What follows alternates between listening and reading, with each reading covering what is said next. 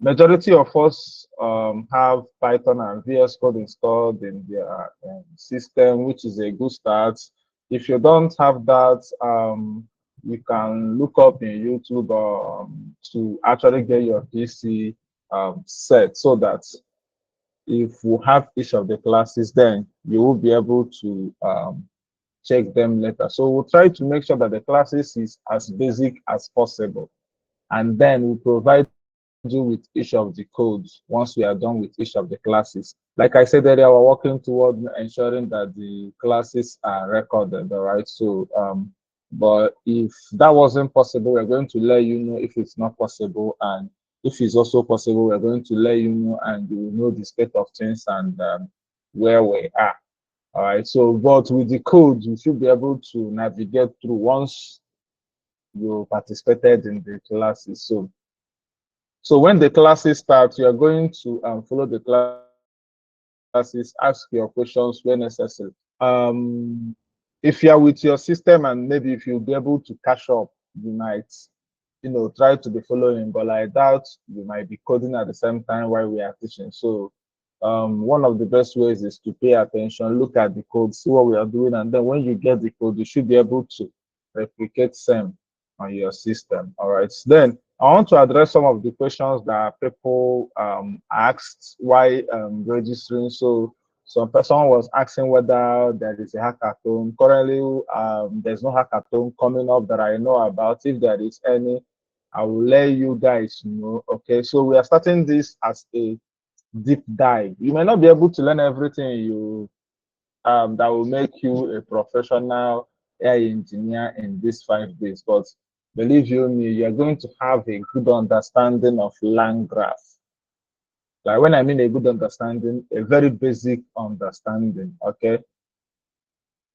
Yeah. So someone asks if we are building LLM from the scratch. No, we're not building LLM from the scratch. So rather, we are going to be leveraging on the already existing LLMs to actually get these things to work. So we'll be using the already existing LLMs to work. So we won't be building LLM from the scratch. So if there is any other question that maybe I didn't pick up as we continue, please just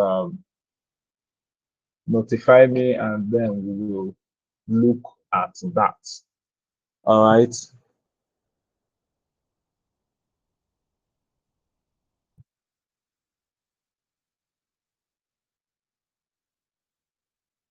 So it's already 11 minutes past, and today's topic is introduction to LangGraph. So we'll just need to um, get an introduction to LangGraph. So I'll be sharing my screen and then we'll be pushing from there.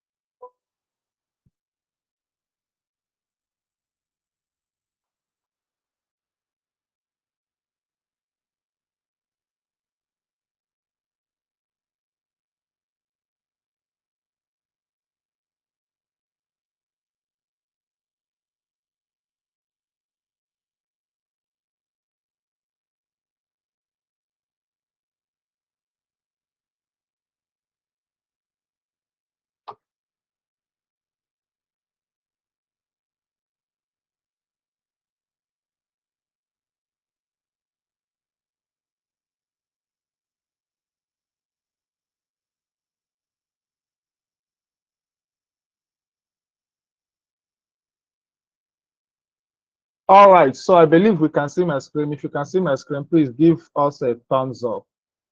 Give us a thumbs up if you can see my screen. All right, thank you very much.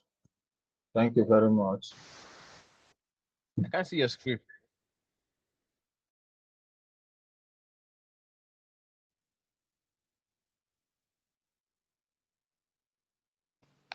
It's your face I'm seeing, you, not your screen.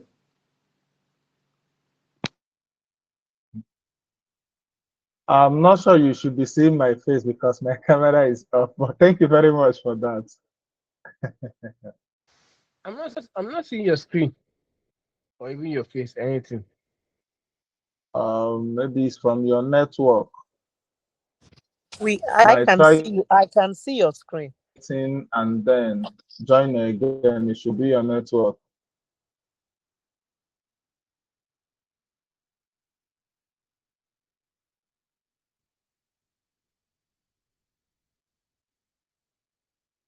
All right, so I want to start from the bare minimal, like from the basic. Okay, so when we talk about building with LLMs, let's understand what an LLM is. All right, so an LLM is a large language model. It's a machine learning model actually, but this machine learning model can understand natural languages. It can understand large text, and LLM does what? It does prediction. All right, just know that what an LLM does is to predict. It produces the next chunk of text depending on what you fed to it.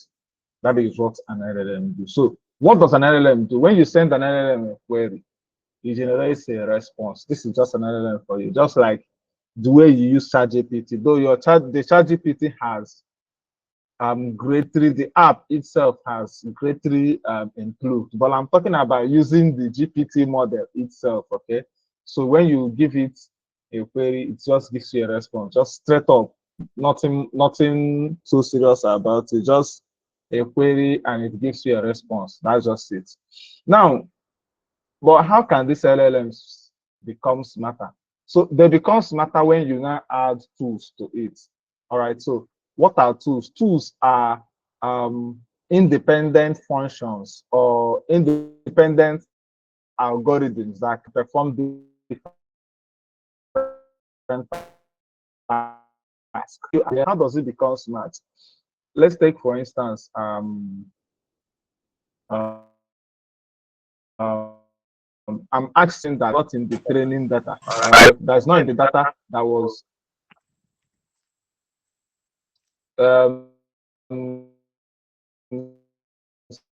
Savior, please. Savior, can you mute? Yeah, thank you very much. All right, so you ask it a question that is not in the training data. All right, that was not in the data that was used to train it. Now, it won't be able to give you a response because it doesn't have that knowledge. All right. But let's say that it now has a tool that enables it to search the internet and fetch real-time data. Now, when you ask it this question, it knows that, oh, I don't know this, but I have a tool that can make a research. What it now do is to now take a decision like it will call this particular tool to actually go to the internet and then fetch this data. This is the work of tool. You see that it is now becoming smarter.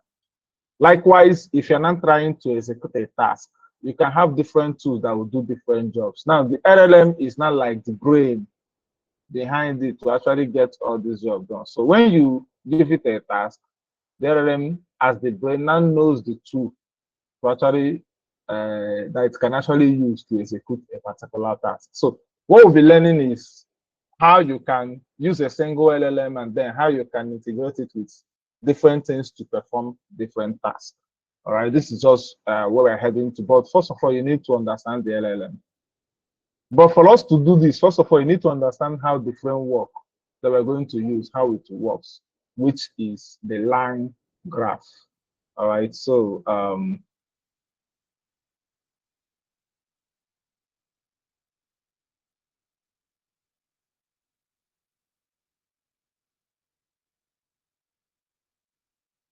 all right, so I'm going to be taking this step by step. All right, so the tool we are using today is LangGraph. LangGraph is an orchestration framework for AI agents. LangGraph is not the only framework for orchestrating AI agents. There are a ton of them out there. We have free AI.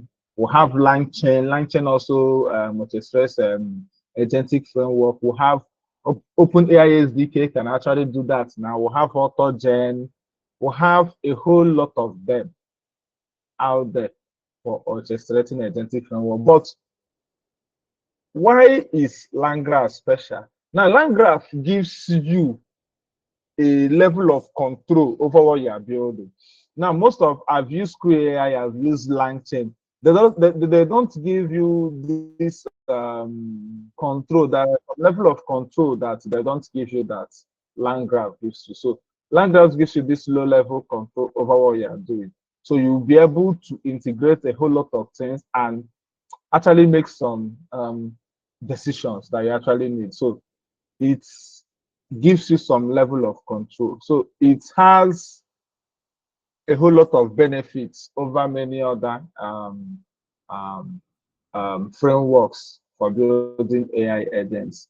Okay, so LangGraph was built by LangChain. Okay, so LangChain is a very popular open source team for that building a whole lot of solution right now on AI.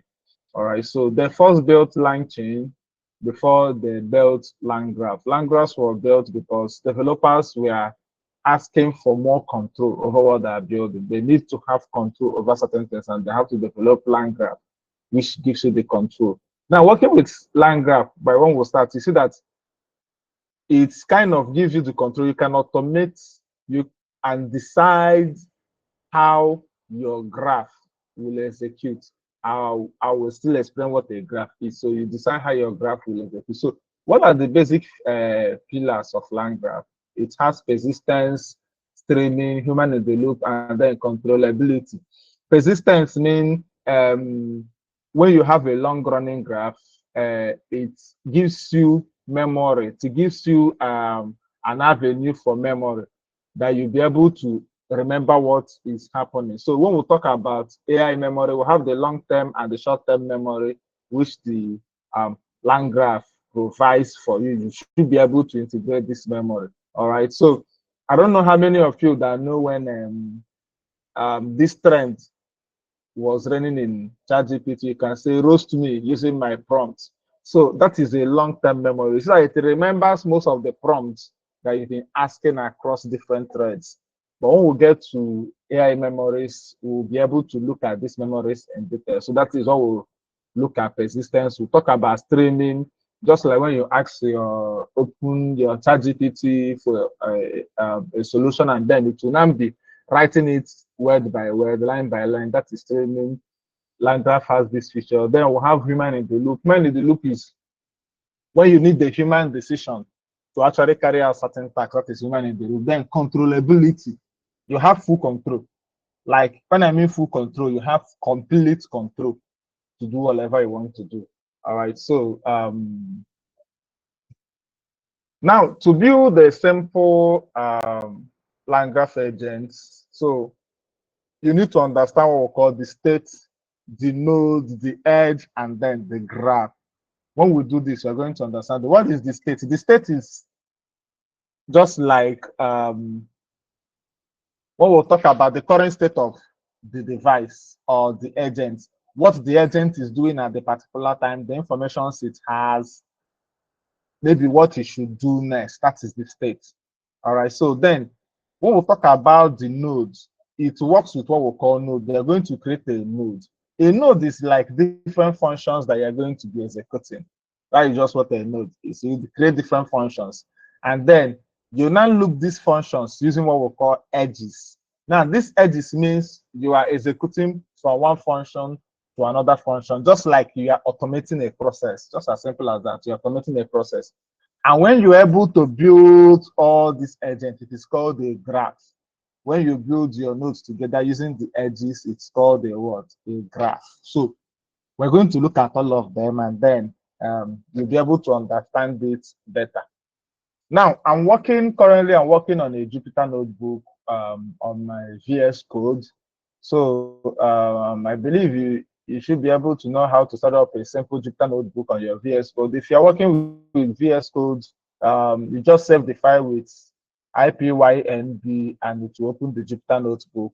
If you're working with Anaconda, just go to your Anaconda prompt and type Jupyter notebook on the directly that you want the file to be saved, and then Jupyter notebook will be opened on your browser, and then you should be able to work. So I'm working on my Jupyter notebook, and then I should be able to select my Python environment here.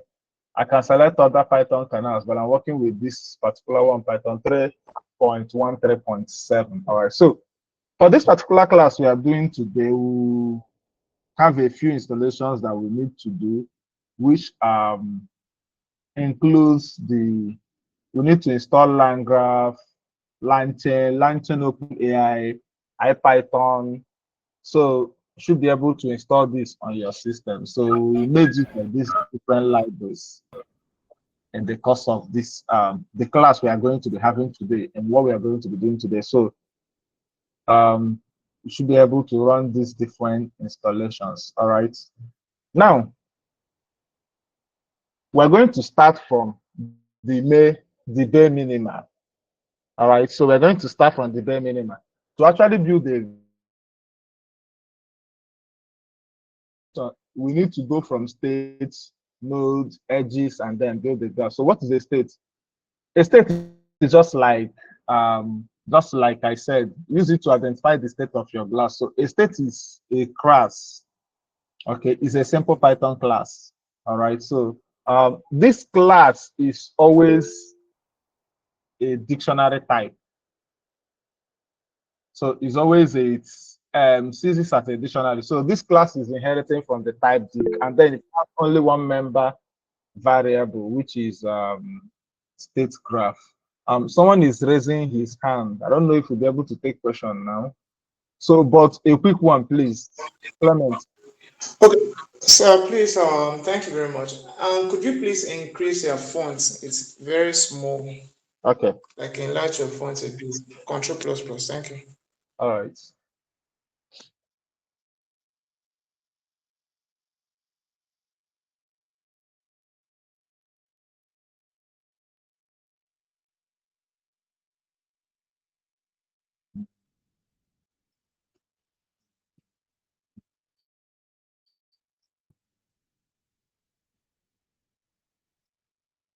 I mean, for the VS Code, just the VS Yeah, Code. I know. I'm coming. Just give me um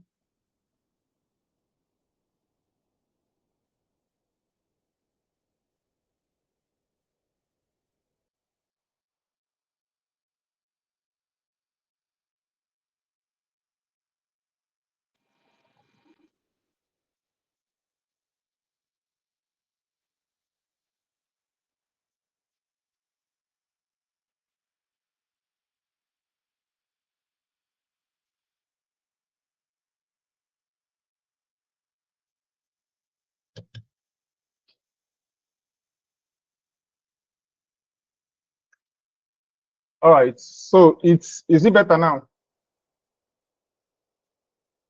Yes, yes, very okay.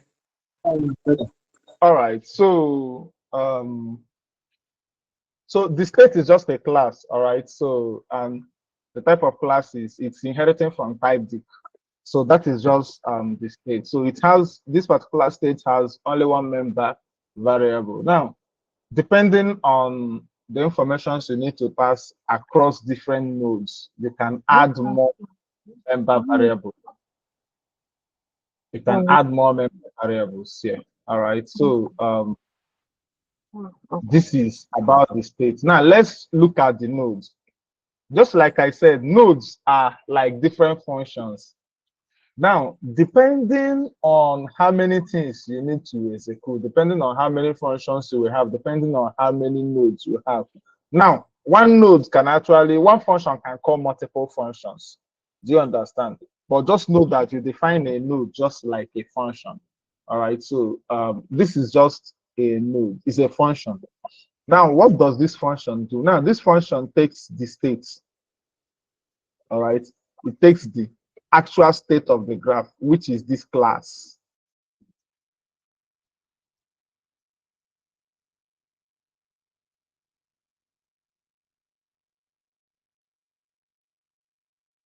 Time. So that to be able to know the current data that are passing through that agent at that particular time. So that is the node. Now, this node takes this state. Now, Hey, listen, I just state lost you now. Like graph your state is voice. equals to state of state graph. We are just trying to pick whatever that is inside this man and store it inside this graph state.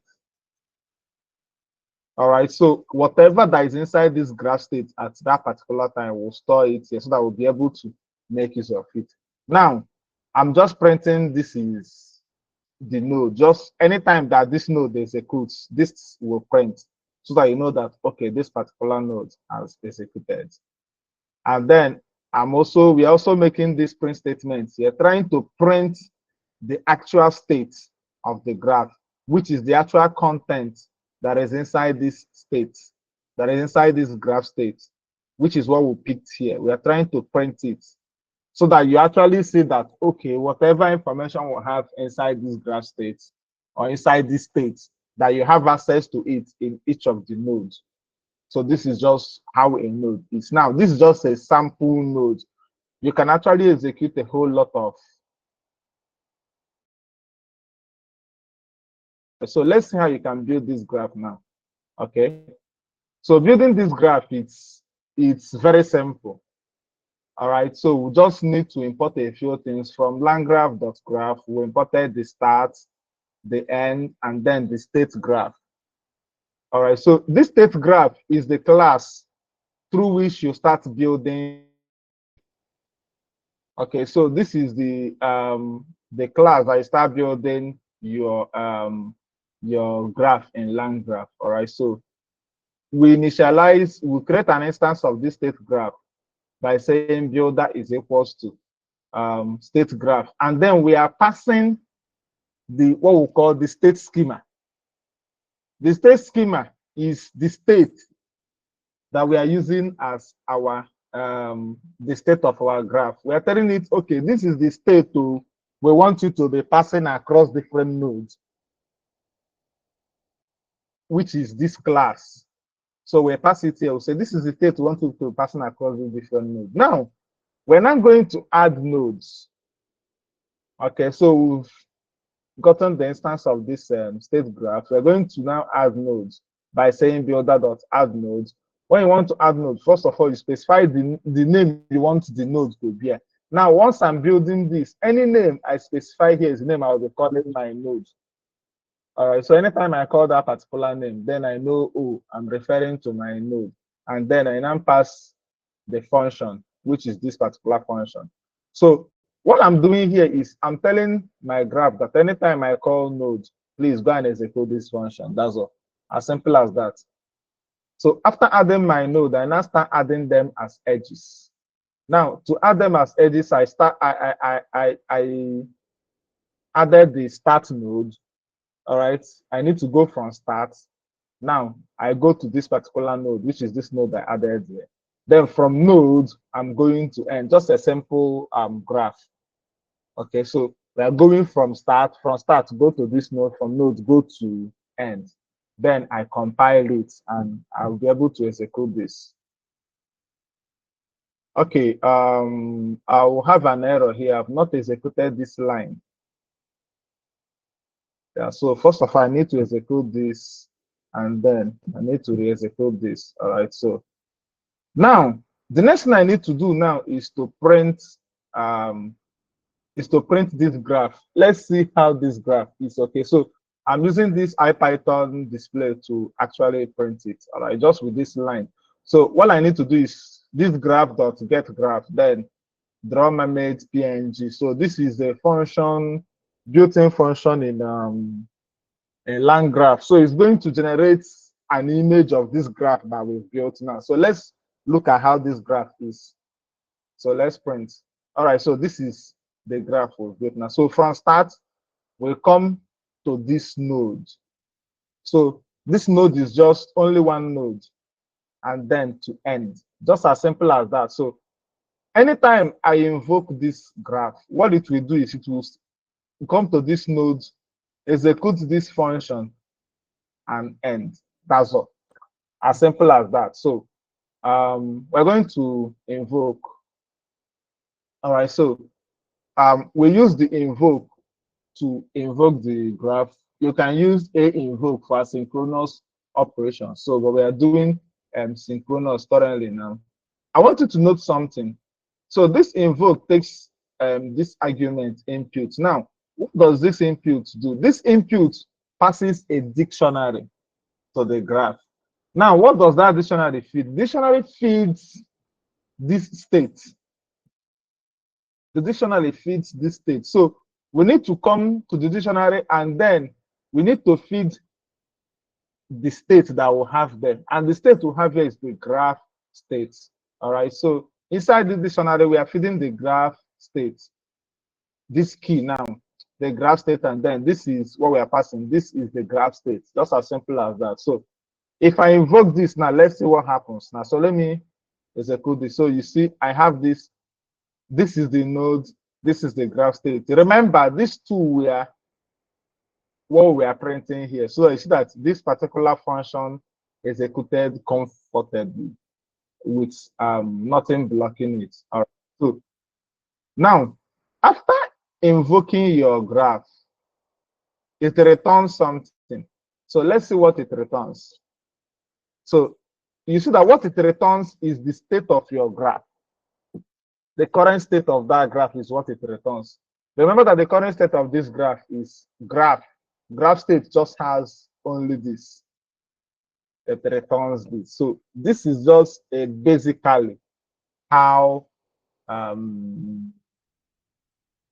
LangGraph works. This is just a simple graph. All right. So I'm going to show you something now so that you understand this better about this graph. All right. So I want to show you that whatever this graph returns is the current state of the graph. So inside this function now, I'm going to update this state. I'm going to update this state. So to update this state, so one of the method of updating a state in LangGraph, when you are running from one node to another, is using the return function. Just say return and you'll be able to update the state. As you are leaving from this particular node, then it will be able to update the state. So how do I update the state? So I'm going to update the graph states.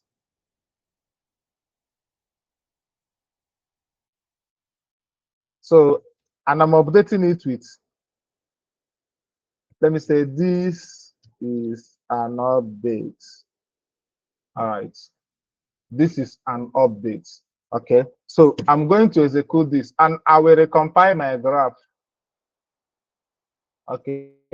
If I draw it, it's still the same thing. I just changed only the function. And then I'm going to invoke this again. So after invoking this, it has executed. Now let me see this result. You see that, look at what I have here. This is an updated state. Remember, when this graph is executed, it has this in it. This is the graph state. I updated it after this execution. You can actually update the state of your graph while the graph is executing. It's just as simple as that. So this is just how you manipulate your graph while it is what? Executing. So after execution, I just updated the state here and I was able to get the update. All right, so it's just a simple Python code. You know, you can update it whichever way you like. Maybe I rewrote what I have here. I can update by just saying I'm concatenating maybe some other strings to this, just as you want, anyhow you want to do it. You can manipulate it by yourself. So this is just a simple graph. I believe you are following me. If you are following me up to this, Yes, sir. can We you are following you, give sir. We're following Yes, you. sir. We are all following. right. Give us a thumbs up. Yeah, thank you very much. Okay, so let's look at something that is a bit complex. You know, not that it's too complex, but a bit complex. Okay, Okoye, please, you have the floor before we continue running. No. It's cool. It's cool. I have a question. Okay, you raised your hand earlier, that's why I asked. All right, so Fire Sorry, William. I raised my hand because it looks like to enjoy this class, you have to have a background, maybe software development. Just confirm that so that one can know. I thought it was maybe you are taking it from the beginning. But if that's not the case, I can always All do right. another class. Okay. Yeah, actually, if you from our flyer, we specified some prerequisites for you to actually be here. Okay, so we are not starting basic Python programming. You need to Okay. actually be good with Python, all right, for you to understand what we are doing here, because the codes No worries. we are writing here is, though it's still basic, but it's not all that basic Python, because you need to understand classes, you need to understand type hints, you need to understand few things for you to actually pick what you're doing. So Okay then. Thank you. Thanks for yeah, information. yeah, thank you very much. So let's see how you can build something more complex. Now, we're having 3 nodes here. We are trying to build something a bit complex. We're having 3 nodes here. So let's look at the nodes one after the other. Node 1, we picked the current state. We'll just print node 1, just for you to know that, okay, it was node 1 that actually executed. All right. And then we are now updating the state. But now look at what we are doing here. We are picking the current state and we're adding a string. We are concatenating a string to it. All right, so we pick the current state and we concatenated a string to it. That is for node 1. So we are concatenating I am. And in node 2, we are concatenating sad. And in node 3, we are concatenating happy. That's very basic stuff. Pick the current graph state, print the node, the node that is executed, so that you know, okay, it was node 1 that executed, and then concatenate another string to the current graph state, and then update it as the graph state. That's all. Now I'm going to introduce something else. From this, just a simple thread running node, but we will now have multiple nodes. You need some kind of a decision node.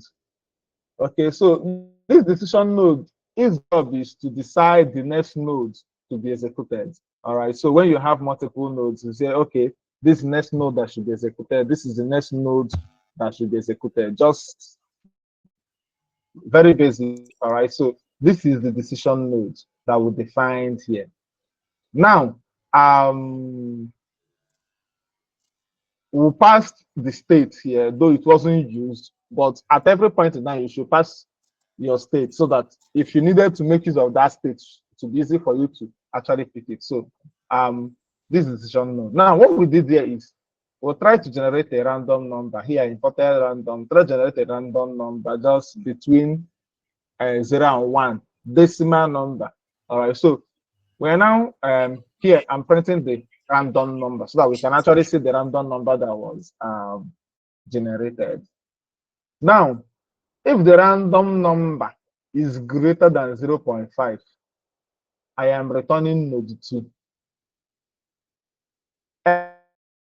Else, we are running node 3. Okay, so we are going to understand the trick more when we execute this, but just understand this simple condition statement here. So if the random number is greater than 0.5, then return node 2. But if it is less than 0.5, return node 3. We have a type hint here specifying what this function should return, which is it's return literally 2 or node 3. If I try to return any other thing apart from node 2 and node 3, this code will crash. Okay, it's going to raise an error. All right, so now let's build this graph. Okay, so building this graph now, first of all, we need to add all our nodes. We have 3 main nodes here, node 1, node 2, node 3. We need to add them as nodes. Just know that one is the first thing. Before then, we've initialized the graph state, which is the state graph, and then passed our state schema, which is the state of our graph. All right. And then we added all the nodes, node 1, node 2, and node 3. Good. Now let's start. So we want this to run from the first edge. It should go from start to node 1. All right. So all I want is we go from start to node 1, and then from node 1, we decide whether we want to go into node 2 or whether we want to go into node 3. Just as simple as that. All right. So we go from start to node 1. And then from node 1, we're not adding just any edge, but we're adding a conditional edge. Now, what a conditional edge does is it's not going to add it as a node into the system, but it's going to be running in the system, but it will not be as a node. All right. So, but it's just a conditional statement or a conditional loop that decides the next node that it needs to follow. Just as simple as that. All right. So we'll go from start to node 1. Then we'll now add the conditional edge, which is going from node 1 to that conditional edge. And that conditional edge, the function is this decide. We'll pass to that function here. So what it will do is it's going to run this, and it will return either node 2 or node 3. So if it returns node 2 will start executing. If it returns node 3 will start executing. All right. Then if node 2 actually executed, we want to know it to now go from node 2 to end.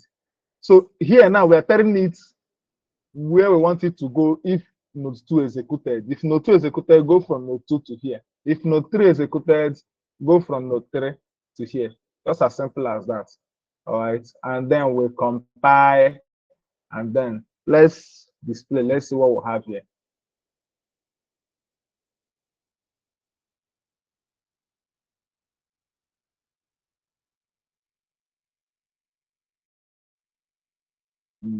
She's taking it. Okay, yeah. So our graph is printed. Now look at what we have here. So we went from start to node 1, and look at this dotted line here. This is showing that there is a condition that is existing around here. So it means that it is not definite that it will go from node 1 to node 2. It means it might not, depending on the decision it took. You see that we've added some sort of automation here. Okay, we've added some sort of an automation system that can actually make a decision. Okay, decide where you want to go and where you want to go. So this is just you understanding how LangGraph works before you now start adding AI to it to now make it very smart. All right, so we're going from node 1 to node 2, or from node 1 to node 3, and then from node 2 to end, from node 3 to end. All right, so just that is it, and it's as simple as that. Then let's invoke now. All right, so let's invoke. Let me comment this out. Okay, so result is equals to graph.invoke. Our input, we're updating the graph state with hi Felix. So let's execute it. We've executed this. So when we executed this, you see, it executed node 1, and then this is our random number. Our random number is 0.6, and it executed node 2. All right. It executed node 1 and it executed node 2. And our random number is 0. Let's go back to our function. So we say if it is greater than 0.5, execute node 2. And we'll have the 0.6. You see, that is why it executed node 2. All right. This is why it's executed node 2. So let's print this result. So let's see our graph state. So our graph state is hi Felix, I am sad. Now, why did we have that? Why do we have I am sad here? Let's go back to our nodes. You see that node 1 appended I am, and node 2 appended sad. So you see that anytime node 1 executes, which is a node that always executes, it will append I am. But anytime node 2 will execute, it will add sad. But if it is node 3 that executed, it will add happy. So now let's go back. Let me take this out, and then let's execute this again. Okay, I still have 0.9. I am sad. So you see, now we have the random number generated 0.1, and we had I am happy because node 3 is executed. So this is just how the graph can run independently on its own, keep on making decisions. So far as your graph states, both your conditional edge and everything is in order, and you are good to go. So this is just the basic building block behind LangGraph. So, and I believe we're able to catch it up to this point. Any question before we continue running?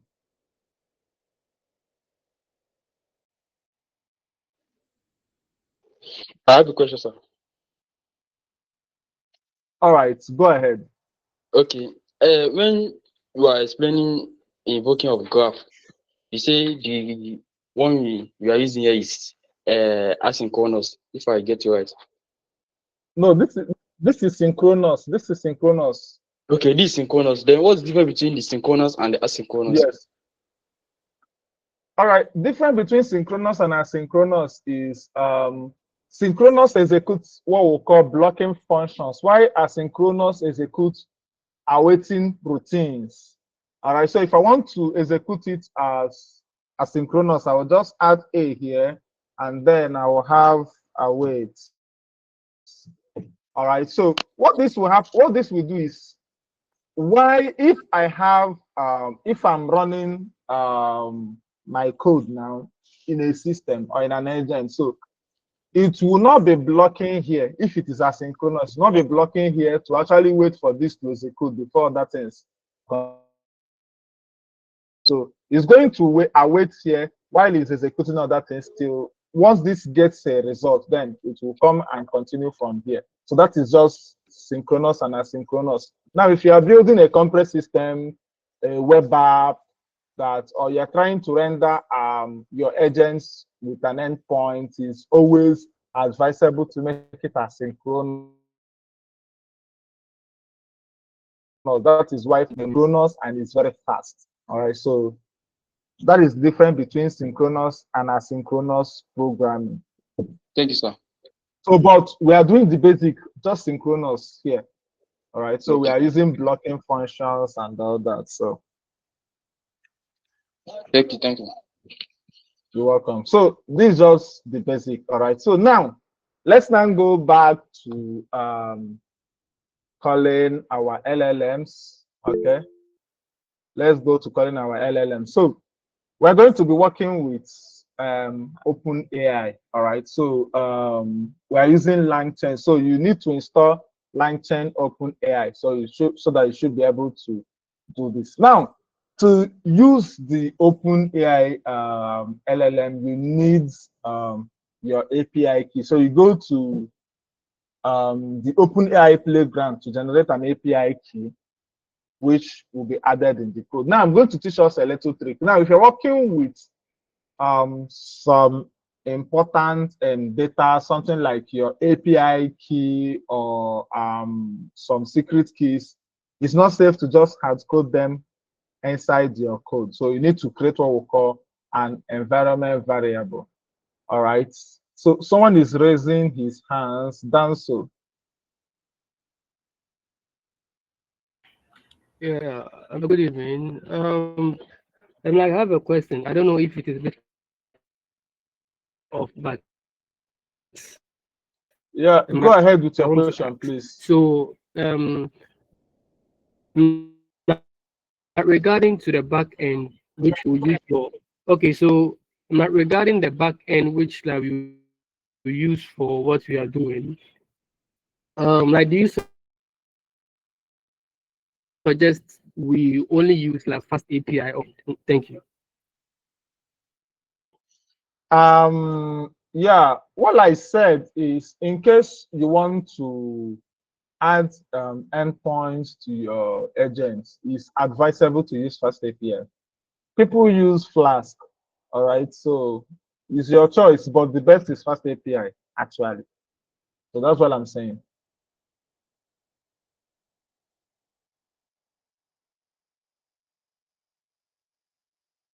All right, so continue from where I was. So I'm going to create a file here name.env, which is going to be holding my environment variable, and I'm going to add, I'll say this is OpenAI API key. So you can just open API key and you paste your API key here. I'm going to show you something. All right, then go back to your code and go back to your code, and I need to add this as I'm not sure I added this here as one of the libraries you need to install, which is python.env. All right, so you also need to install this python.env. All right, so this is the library used to load environment variables. So I will just say from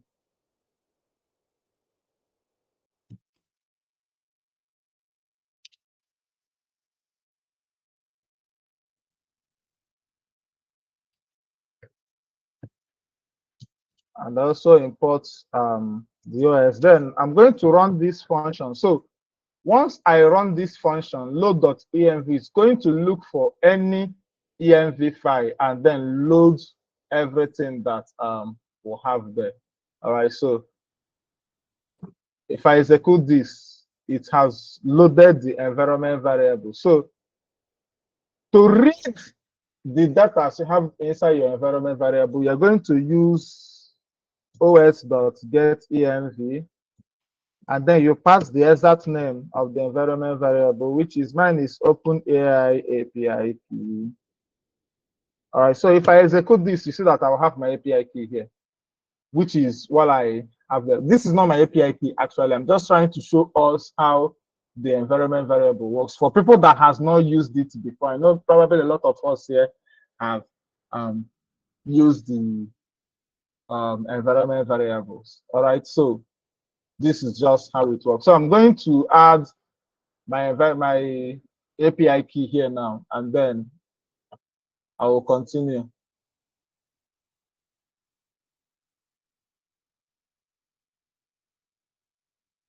So okay, I will stop sharing my screen. I will share now because I want to add my API key. And once I've added my API key, I will share my screen back. All right.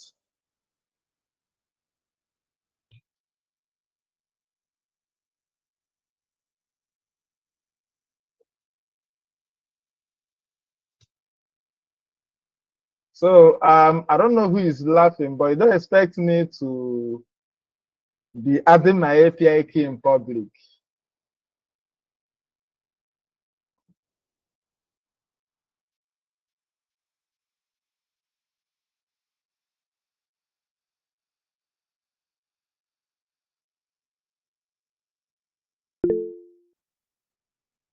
So though this is a security measure, please always guide your API keys very well. All right. So always guide them. Your secret keys, your API keys, all those data are very, very, very essential and necessary. Always guide them very well. All right. So okay, let me restart this canal to continue.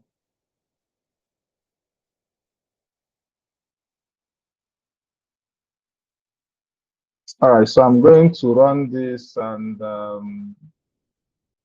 so just to continue, you need to import the chat OpenAI from LangChain OpenAI, and then initialize the chat OpenAI.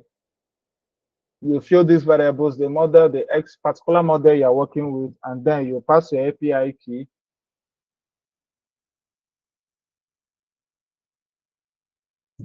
So my API key is, I'm getting it from os.getEnv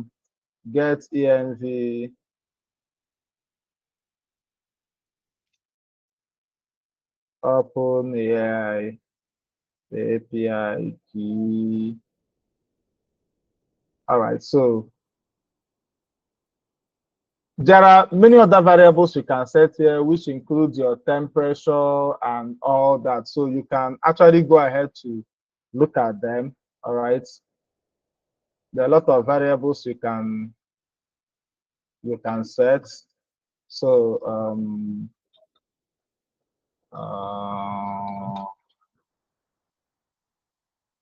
okay. So there are a lot of variables that you can set here. So you can at your time have a look at them and set them up as you wish. So I can run this, and then it's going to initialize this LLM for me. All right, then I can actually make use of this LLM to make LLM call to OpenAI API. It's taking quite a while. Okay, I'll give it its time. All right, so we are done now. So very easily, if I want to make a query to the LLM, it's very easy. Just say LLM dot invoke, and then you pass your query here. So let's say that I want to get my response. So I just say LLM dot invoke. Let me ask it a simple question. Who are you? All right. I just say, who are you? And I need to print my response while it comes. So let's run this. All right. As you can see, we've gotten a response. Now, but look at the response. The response is returning a class. Is returning a type of AI message. And inside this AI message, it has different variables. We have content and all that. So the content, look at what it's telling me. I am ChatGPT, an AI model deployed by OpenAI, blah, blah, blah, blah, blah, blah, blah, blah, blah. All right, so with this response, if I want to actually get the actual response, that is the text from the AI, is from the content. So I can easily say response. Okay, let me say print. So I can say print response.content. And then I'll be able to get the actual content. All right, so this is the actual content from this response. Now, let me get this response and see all the member variables that it has. Remember, this is a class of AI message. So say response, the model dump. So it's actually a pydantic model. For those that are conversant with pydantic, it's a pydantic response the model dump. You will see the whole member variables that it has. So this will help you to manipulate whatever response you're getting from the AI, including the model, the token usage, and the other. So let's go over this one after the other. So this is the content. We already have a look at this. The response metadata. Inside the response metadata, you have the completion token, the plum token, and total token. I'm going to explain this now. The completion token is the number of tokens it uses to get this response. The prompt token is the token it used to pass our prompts. These are our prompts, all right? And then you see that the total token is 50. So you'll be able to get the token details, the actual model this was the model, the ID, and every other details that there was no tool call. We'll still look at tool calling in the next classes. There was no tool call. And this is the actual response you get. So having a good look at this is that you should be able to, do some level of manipulations, like manipulate this very, very, very, very, very well as you wish. All right. So we're going to push forward to actually building a simple chatbot. Okay, so let's build a simple chatbot with this lang chain, and we are going to link it to LangGraph, and we actually see how it works. So stay with me. All right, so we'll need some couple of imports again from LangChain core, LangChain core messages. We need to import the human message, system message. All right, so we are going to know the needfulness of this as we are continuing, and then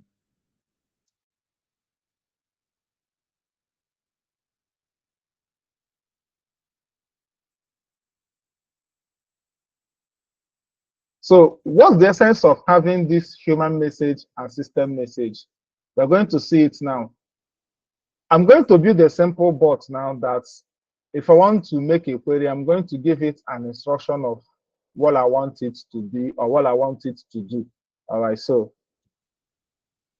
I'm going to call it the system prompt or system message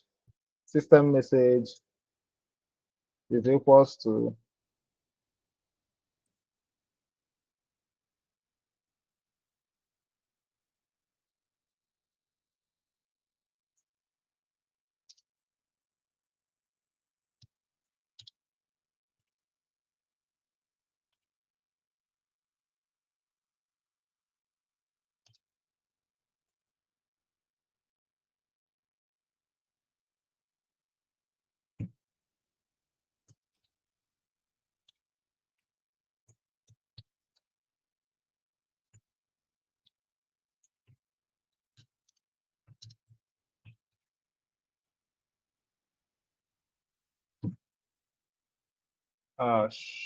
I'm not done.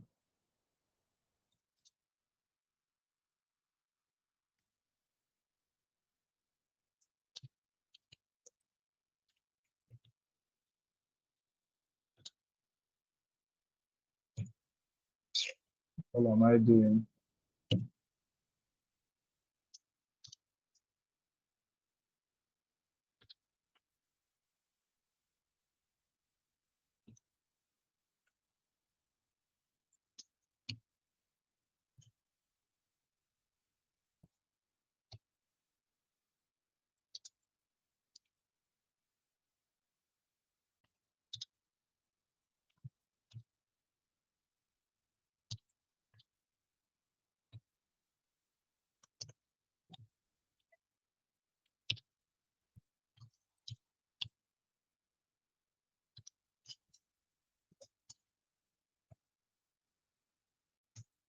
All right, so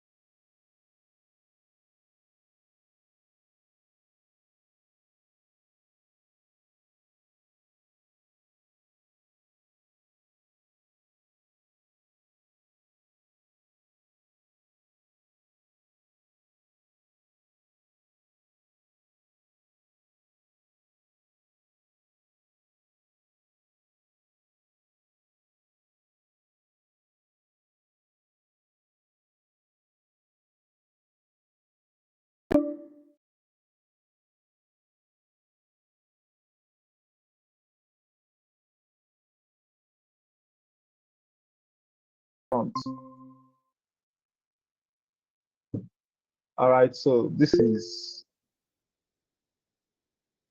my system message. So if I try printing this system message now, you see it is now a type of system message and it has a content. All right, so now if I now want to make a query to this LLM now, I'm also going to have my human message. So let's say that this is the query. Let me now query it with who are you? Who are uh, who are you? All right. So this is the query. So response is equals to LLM dot invoke. So I'm invoking it with.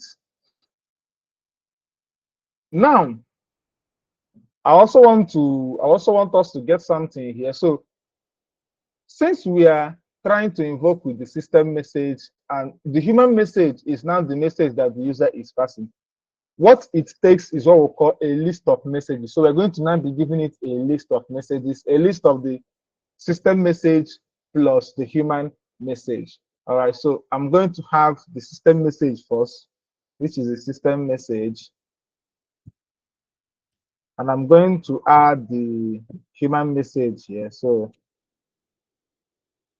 the human message, and then the content is query.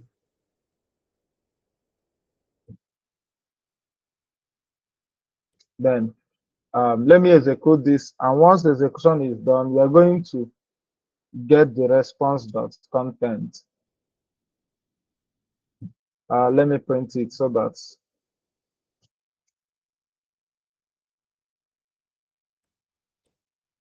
so you see that its response has changed. Now, I am an assistant specifically in helping you with VS Code, Visual Studio Code. How can I assist you with VS Code today? You see that this response has changed from this first response because we have actually given it another instruction.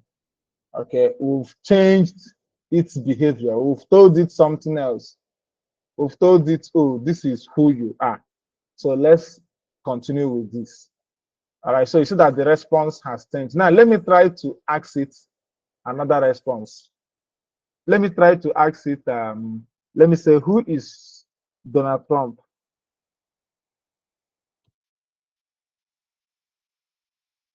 Who is Donald Trump? So let me execute, and it has gotten a response. I am only assistant for VS Code, and I can only respond to messages concerning VS Code. If you need help with VS Code, ask me. So that we have given it a guardrail or kind of a barrier on what it can actually do. Like it cannot go beyond this. So this is just how, this is what we call prompting. Like when you continue, you're still going to understand talk about AI prompts. When you go to prompt engineering, crafting a prompt that can actually guide your system. Now, an AI system works with an LLM. How you give it instruction on what it will do for you is through the prompt. If you do not craft your system prompt very well, it will not be able to execute very well. So you guide it through the prompt. All right. Yeah. I think Cynthia has been raising up her hand. So Cynthia, Cynthia, can you hear me? All right. Yeah, good evening. It's not Yeah. really Good evening. questions per se. It's just I wanted to know if there's actually a workaround in getting the OpenAI API key, because the free version doesn't actually invoke the LLM.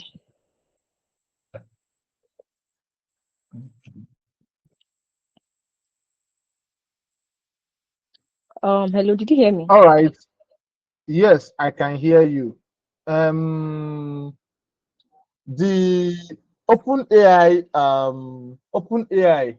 I think the first time you will sign up in Playground at the OpenAI API Playground, they give you some free tokens that you can use, but you actually need to, add some credits to your, I don't know. Okay, somebody said that the free version is no more available. I know that I used that sometime last year. I used it a lot, So before you can actually add your own credit and then start using it. There are some free open source models, but just if you have enough RAM on your system to run the open source model. Yeah, but if you don't have enough RAM, it's like just like this query we made now that took like 1.2 seconds. Yours might be taking like 20 or 30 seconds or even more. So that is one thing about open source models if you're running them locally on your machine.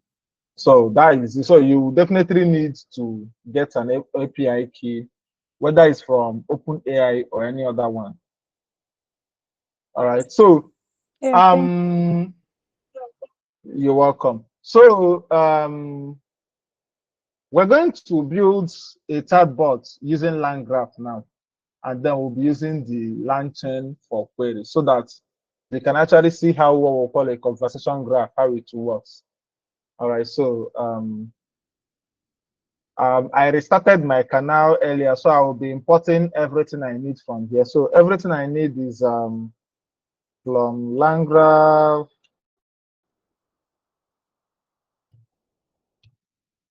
from LangGraph.graph. I need to import the state graph, stats. I need the messages states. Yeah, I don't think I need any other thing here.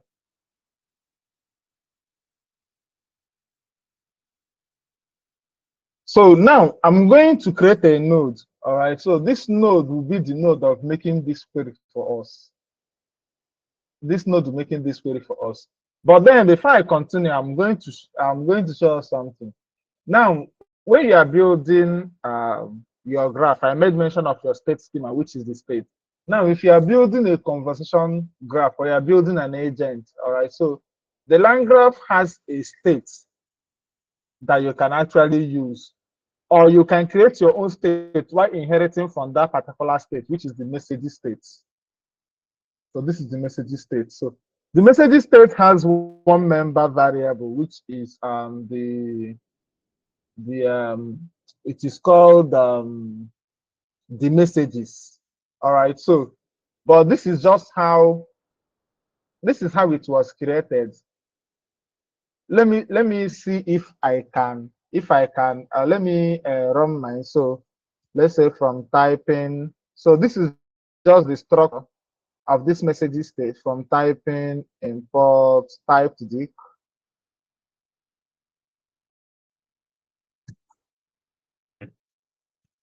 import list, and then from operator import add,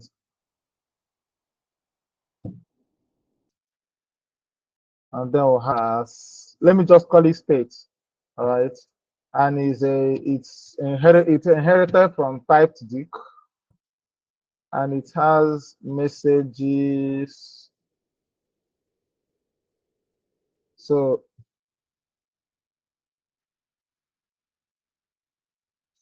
this messages is a list of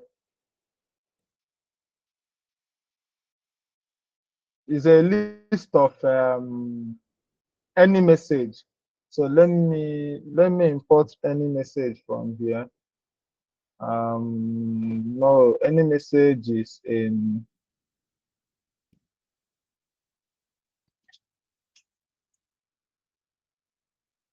launching called the messages, any message. Yeah, so it's a list of any message and then using an operator add. Now, what this thing means is, which is why we have this add here. Now, let me go back to where we have our states before. So look at this particular state that we have up here. Okay, anytime I run this, it's going to replace this.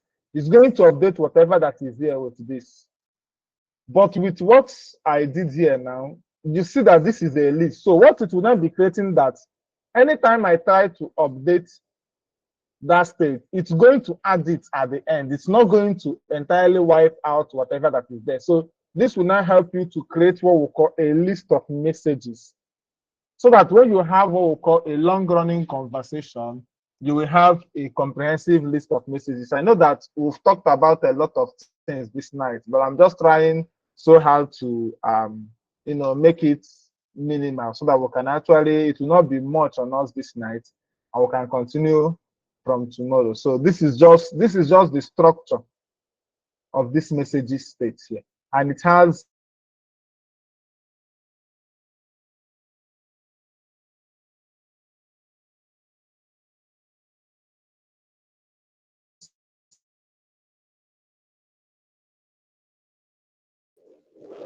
So this Sir, is just what we have you can't in hear you, the can. You message can't tell. state. It's like your network was.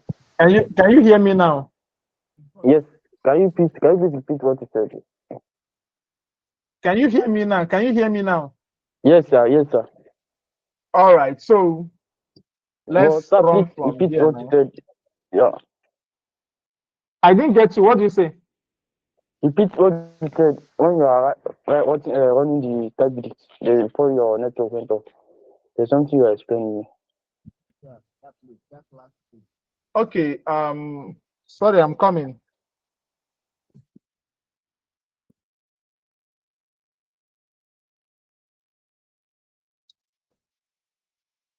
So what I said is that this message state is a state schema.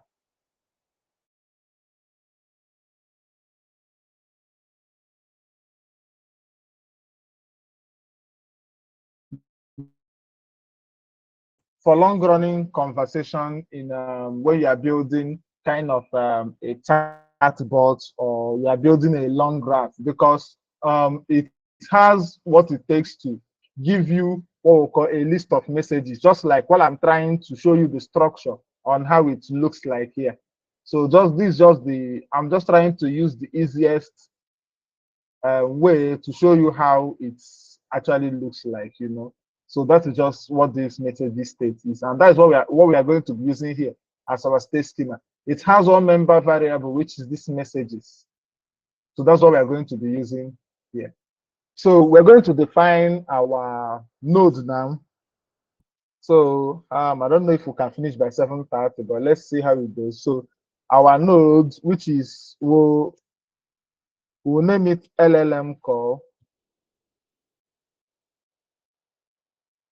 And we are taking the state and we are taking it from message state, just like I said, we are using the message state. And we will be returning the message state as well.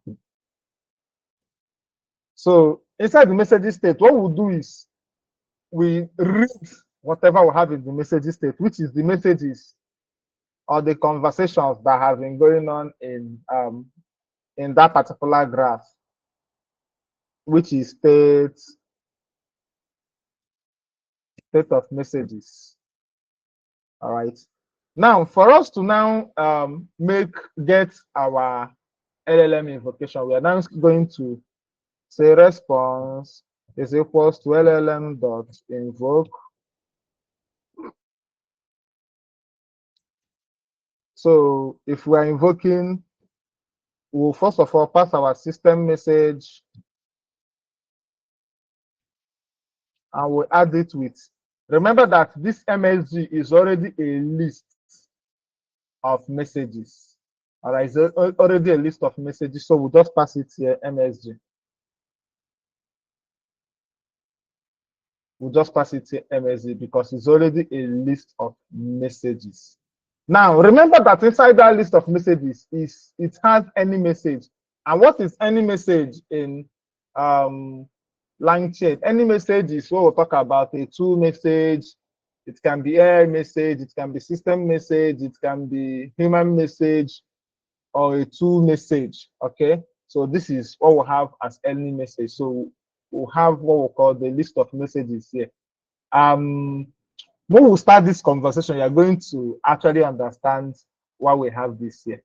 And also when we deal with the AI memory, you also understand it very well. So let's kind of run this now. And then our response now. Remember that the response is a type of what? AI message. All right. The response is a type of AI message. So what we're going to do is we're going to do what? Return. And if we are returning, we are updating this state of messages. So we say state of messages.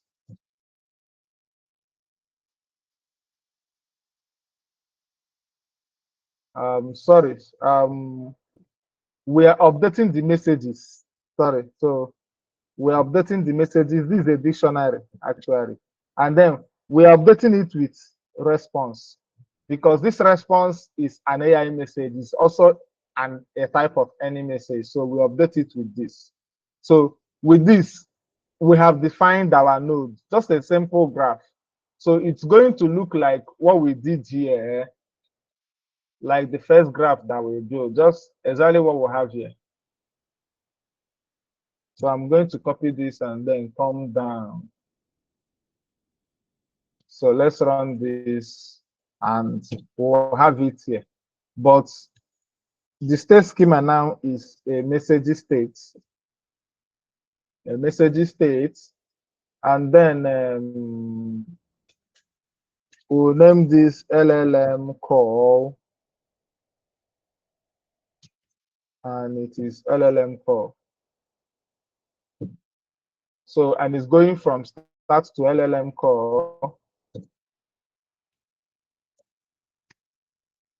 and it will go from LLM call to end. From LLM call to end, and then you will compile, and then we'll print. So we're going to say display. Oh, I need to import the IPython. So from IPython.display. So I need to import display. I need to import image. All right, so this is display image.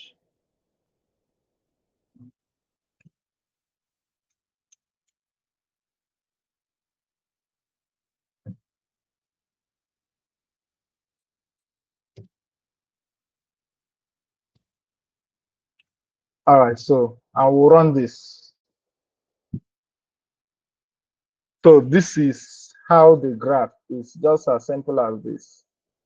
Nothing much on it, just as simple as this. So once we invoke it, it comes and execute this and then comes back. So remember to invoke, we'll have our query. Our query is equals to, how do I write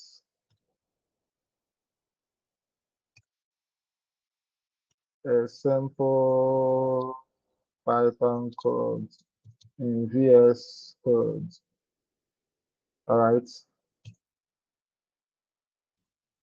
And then my message will be, I'm going to compile it to a human message, and then the content is equals to query.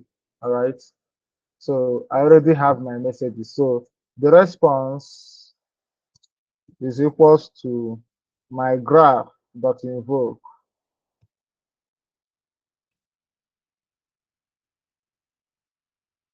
So the input,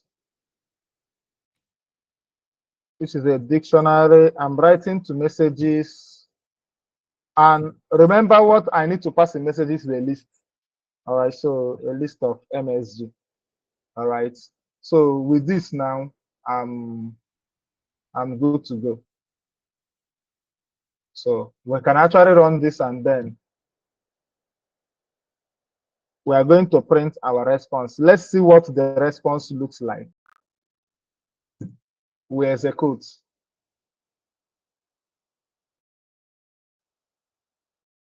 All right, so we have a response. Now, I want you to observe what we have here. Now, this response is a dictionary of our graph. So what it returns is the state of the graph. And the state of the graph has two messages, which is a human message and AI message. This human message was my message, and then this AI message was the message that the AI got from me. All right, so I can, let me have a pretty print here. So I can say for M in response of messages, I now want to iterate this list and then print whatever I have there. So M dot pretty print.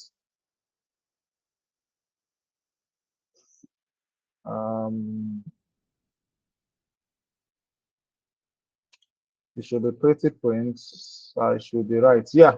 So now have a look. So this was my message, the human message.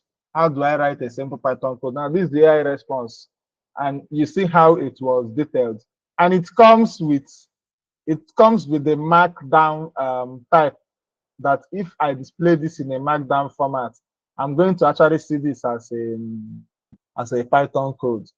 All right, so this is just how you get the response, and then you see how your messages came to be.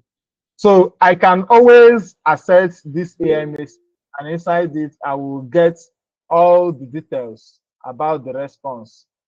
Apart from the content, all the details about the response. So I've just built a simple conversation graph, which I can actually use to be getting conversation from the LLM. So this conversation graph is a basic building block. A lot of things that you can build with this line chain, both building, adding different tools, building rack system, building chatbots with real-time websites, and a whole lot of things. This is just the fundamental building block of it. So I can continue to query. If I query this graph again, it's going to overwrite all these messages because my graph doesn't have a memory currently. That's why it will override them. But if my graph has a memory, it will actually maybe retain the memory. But we will look at those when we come to the AI memory, or when we are talking about AI memory, and then looking at AI memory. So this is where we are currently now. So I'm going to be pausing here to take some questions. I know I've talked about a whole lot of things today, and I know our head is really, really very hot now because I talked about a whole lot of things, and so I'll be pausing here to listen to us and then get questions and then attend to them before we. So it's time for questions. Please, if you have questions, can you raise up your hands? Okoye Praise has a question. Please, Okoye Praise, you have the floor. Fire us with your question. No, just one question. Like the human message, like, is it a variable? Like was it written, was it a variable, like is it a variable that carries a content, or is it like a function in a model? So what are you asking if it's a variable? The human message keyword. Okay. All right. These are messages type. Okay. So the human message is a class. All right. The human message is a class. Now, Okay. this is how it works. Now, if I pass this list of messages to the AI, the AI understands that this is what the human asks. This was my response to the human. So it will help both you and the AI to understand, okay, this was what I asked, this was what the AI said, this was what I asked, this was what the AI said, to actually understand a conversation. Now, if I am tracing this in LangSmith, now you're going to also see the system message. So when you add the system message, now what the AI understands as well is that any message that is a system message, you know that this is the system prompt. This gives me instruction on how I should respond. That is the essence of using this. It specifies like kind of guide. Okay, this one is this one is this, so that Ishamambari the AI. Sorry, I'm speaking. Sorry about that. So that the AI will not go crazy. Like, oh, what is this? What is this? It will understand. Okay, this is this, and that. Do you understand now? Yeah, I understand. So the human message, like one you used, was not a class that you created, was like a class that like Langshin created. Exactly. So since I'm making this invocation, remember, LangChain gave me the platform. Yes.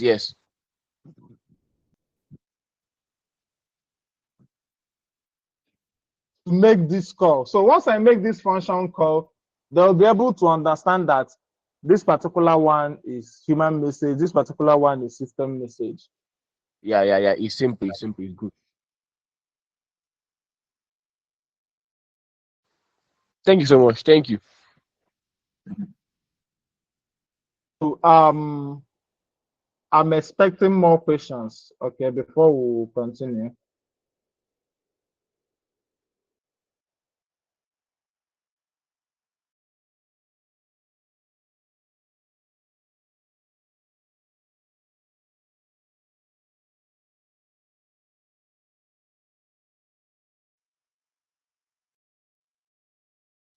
So more questions. Any other person with questions?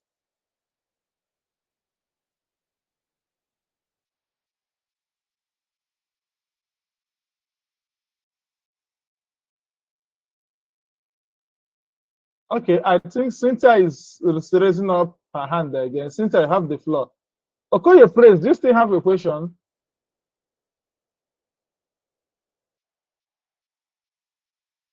Okoye Praise, do you still have a question? Can you hear me? No, I don't have a question again.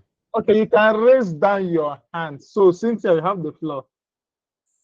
Okay, so my question might be a bit silly though because I joined late, but I want to really understand the whole concept of the graph. I mean, you can actually query the model and get response without the graph. So I want to really understand like the main essence of the graph, and then actually putting the LLMs or invoking the LLM with the graph. I want to really like understand the whole concept of the graph, and then how it works hand in hand with the model.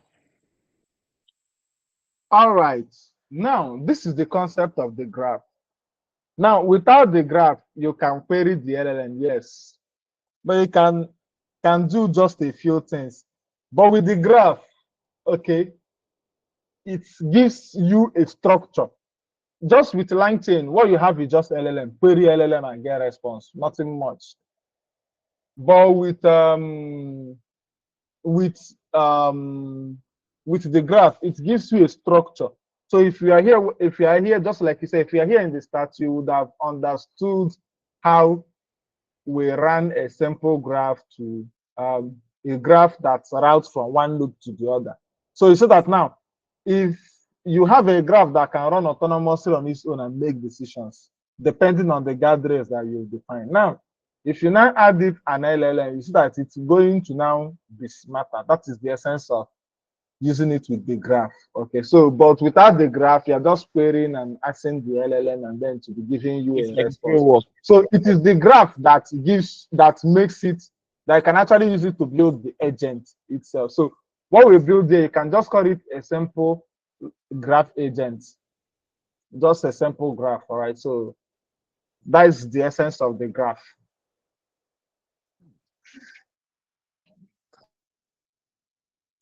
Okay, so like directions and then guideline.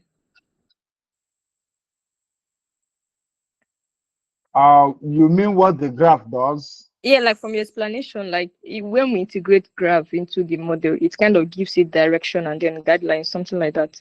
No, you are the one that will actually give all those directions and guidelines, but the graph,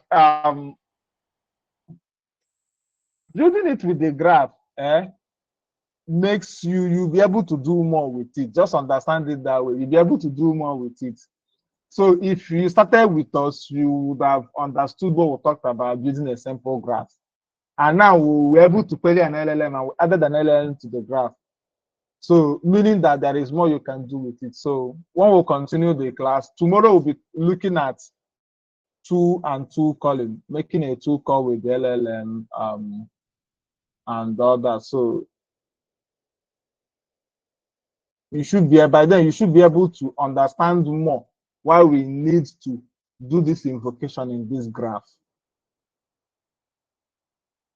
All right then, thank you. You're welcome. So do we have more questions?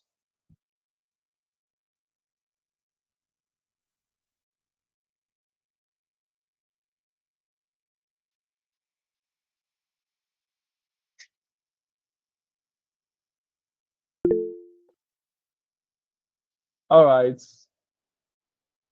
Soludo, you have the Okay, floor.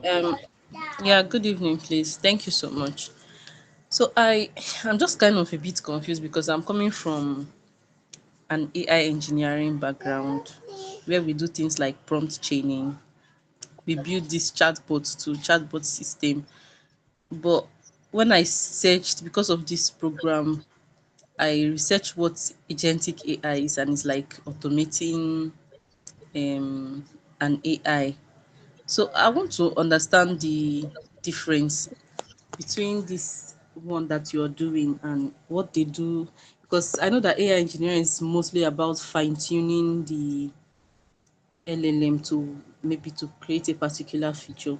So I like, what's the difference between both of them now? Like, I just really want to understand. Don't know if you get my question, please.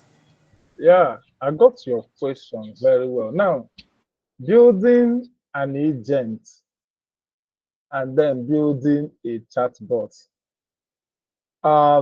Let me come from this angle so that you understand very well. Do you use ChatGPT of recent? Yes. All right. And when you make queries or when you ask it questions, do you notice that most times the behavior varies from the type of questions you ask? And you notice that if a particular question you ask it, it's going to make a reference to maybe something you've talked about in the past. Yes, yes. That is a multi-agent in action, even though it is embedded in a chatbot. Now, how does it work? Now, when it gets a query, it's going to route it. It's going to check what type of query is this? How do I respond? It's going to channel that your query to the particular agent that is supposed to generate that your response. Now, some agents does what we call a deep research. A deep research is an agent that will conduct a deep research about something. It takes time. It can turn it to maybe a deep research. It can turn it to an agent that has what we call chain of thought. Like sometimes you see something thinking for long. It channels that question to an agent that has a chain of thought. All right. And then it will be able to think, plan to actually get to execute the task that you want. So this is just the fundamental of building an agent. So agent can also be incorporated in chatbots. If you not incorporate an agent in a chatbot, it is just you asking question and it will be responded. It will not do any other thing. But when it has multiple functions it can perform, those are agents. It is automating, it is making decision. If you started from when we did this simple graph upwards, see how the graph was able to actually make a particular decision just from a little condition that we gave you. This is just an agent. So from this simple one, you can actually build the complex one, but you start from this simple one. There's no way you jump to the complex one without this simple one. So from this simple one, you now start learning how to integrate multiple tools to the agent to actually do a whole lot of things. So when we get to tool calling, you learn how to integrate different tools, and then we have different nodes that you can actually create. So you can create an agent that has different nodes, and that agent might depend on another agent to execute a task. This is what we call a multi-agent system. When this one is done, it will pass to this one. This one will execute. This one might pass back to him or pass to another agent, and they are performing their tasks, and they can work autonomously on their own. This is what we call a multi-agent system. Talk about having a long-running graph ranging from node to node. You can have tens of graph or tens of nodes running, and each one will be linking to the other one. Each one will be linking to the other one. So when you also get to advance more, you talk about parallelism, having maybe two agents running at the same time to actually maybe limit time, two or three agents, depending on how you plan the work to be. They'll be running at the same time. And when this one finishes, it passes to this one. But this is just the fundamental. Okay, so you mean that ChatGPT actually has different agents in it? It's a complex agent, very Wow. complex one. no one that is able to answer questions on different queries, different topics, right? Yes, because it has one, it has a simple web search, it has a deep research agent. Simple web search is different from a deep research agent. Are you with me? It has a simple web search that can pick data from the internet, just like when you will see searching the web. It's just using this simple web search to get a response. We have a deep research agent that does a deep research. Are you with me? It's with it there. We'll have the agent with chain of thoughts that can think and plan to get you a response. Most times you can actually specify it when you are asking it, when you are prompting it. You can say, I want you to, but though the deep research, if you want to conduct a deep research, you actually need to select deep research. Let me see if I can show us something here now.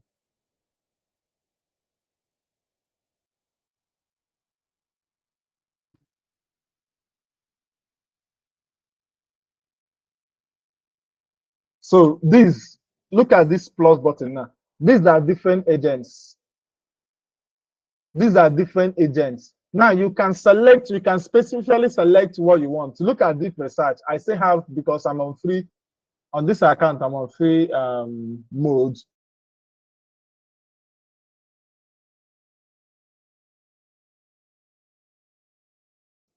I have, and this agent will conduct for me. It takes time for this research. So I can select any of the agents. I can select think for long. I can select study and learn. So these are different agents that you can select on the go. Now, some of them, it selects them automatically as you make query. It now knows, okay, this is what I need to select. So these are different multi-agents embedded in this simple chatbot. So this is not just a chatbot any longer. So I don't know if I was clear enough. Yes, you were very clear enough. Thank you very much. Yeah, you're welcome. All right. So do we have more questions before we'll call it a night? Because man, we've actually tried today. It's almost 2 hours. Just one last question. Just one last question. All right. Okay. So like this agent stuff is not actually something that is so twisted. It's just trying to program an AI in a certain manner, and also to tool it up. I think like that's the whole stuff.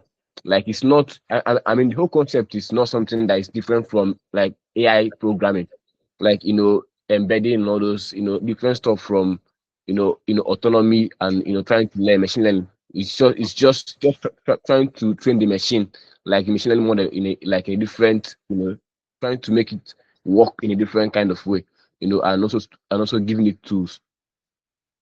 That's my question. Like that's my question. Yeah. Actually, sort of. It just see. This is just more of architecture, understanding what you want to do, and then how to get it done.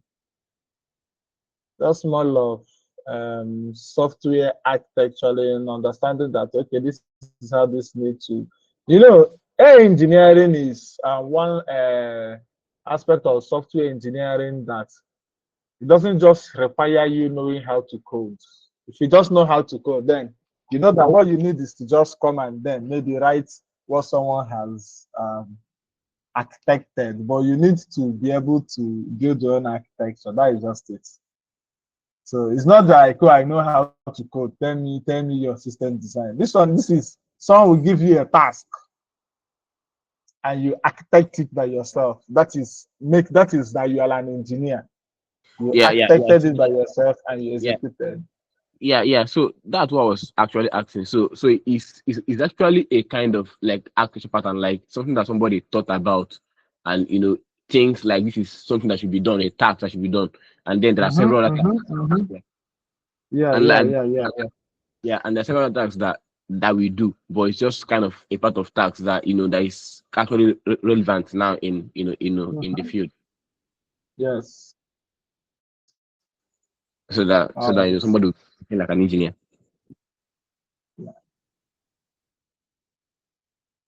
So, and any more questions? So, we'll Okay, have okay, just please. Sorry, how can we get this your code now? Is it accessible? yes. I'm going to share a link. So once we are done now, I will upload on GitHub and then share the link to us where you can actually go and have a look at the code. So once we are done now, create a repo, push it to GitHub, then share the link to the repo. Okay, and So you'll be able to see it. will this, but I'm just asking, please. I just so that I know. Tomorrow's class, is it like you're going to update this code or you create a new file to work in case we want to at any time visit it step by step again? Or is Okay, there a recording for the class? we'll have different files for different classes. This is day one. Tomorrow we'll have day two. Part Okay. of what we'll be doing today is part of what we'll do so we'll have All day right. one, day two, day three, day four, and so Please, maybe if I will possible, also you can drop share the video full. recordings. Can drop recording Hello? for us. Okay, yeah. I was trying to get across my colleague because he was the one that's supposed to run it, and but I'm not getting across to him now. I think he started the recording earlier. So once we are done, I'll confirm from him. Once there's a recording available,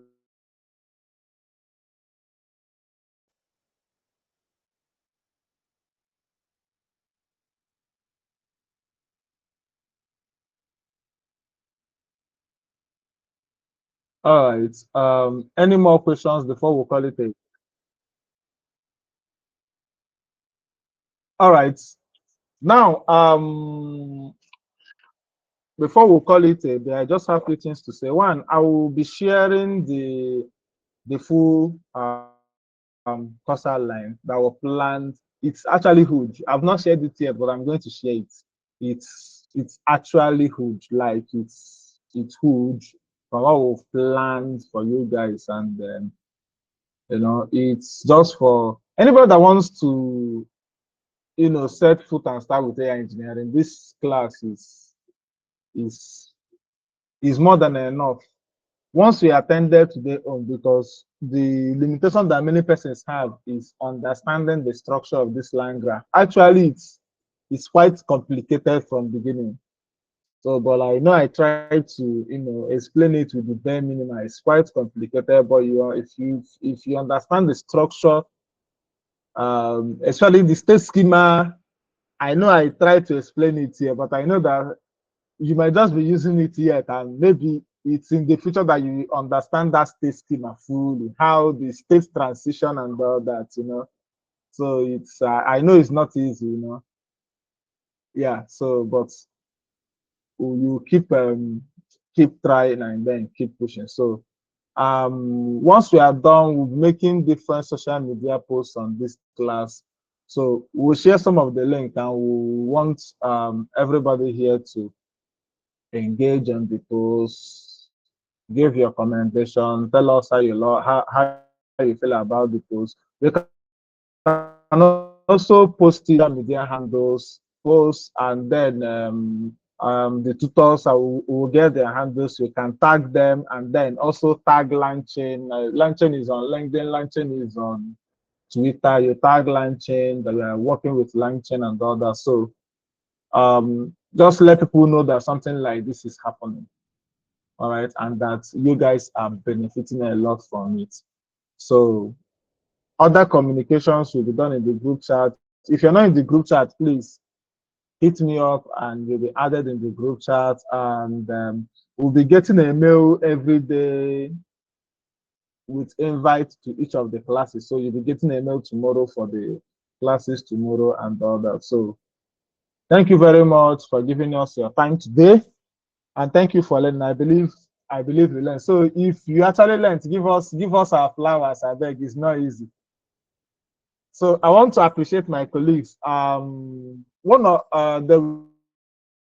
we are here before, but I don't know what happened. Ferdinand and Ifan with Donald, who also played a lot of work in the background, and then the different communities that actually made this possible. We have the Python Anambra. Python Anambra is a community in Anambra State here for Python developers. We have the Anambra Techies.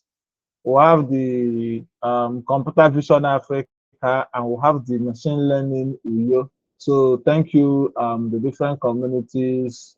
Victor Suko from Machine Learning UYO, Etuku Dodana, Computer Vision Africa, the Anambra Techies. We thank the founder Zikora and Python Anambra claims for his work as well. So shout out to all of them for their good work. So that is why these are the people that made us to be here today. So it's because of the communities. So thank you and have a good night rest.